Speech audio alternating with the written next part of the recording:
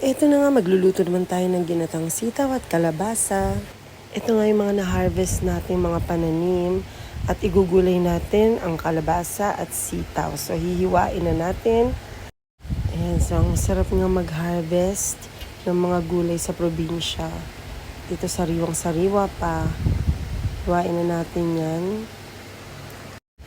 Ihalo ko rin yung aking natirang pork from Sagada, yung smoky pork, and yung ating headless hipon. Rinsan natin yung bawang at luya. Sunod natin ang sibuyas.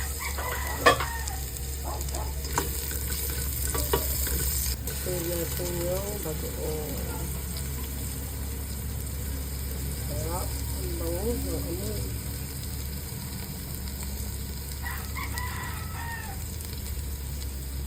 Yung bagoong. Isa ulit.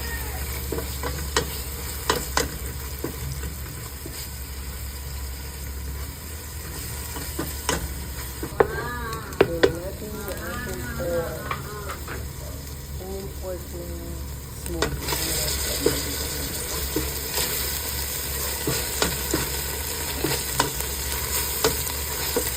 Grabe ang bango ng amoy. Sa ulit yung smokiness lang ito. Ilagay na natin. Tapos yung hipon. Sinisok na rin yung huli.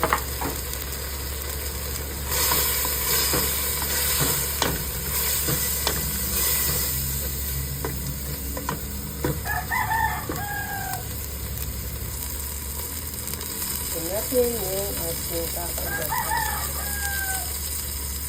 Tapos nalagyan din natin yung konting tubig dahil pure na tayo. Para kunyari sa konting gaga.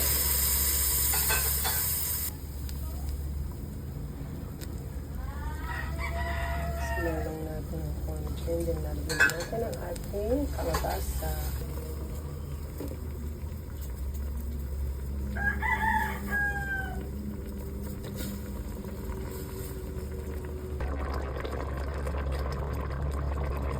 Lagyan na natin ang ating sili at yung ating sitaw.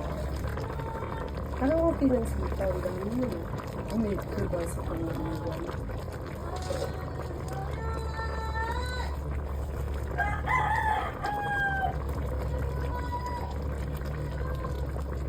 So, i-half cook lang natin ang ating sitaw ng mga 5 minutes. And luto na siya. Meron na tayong ulam.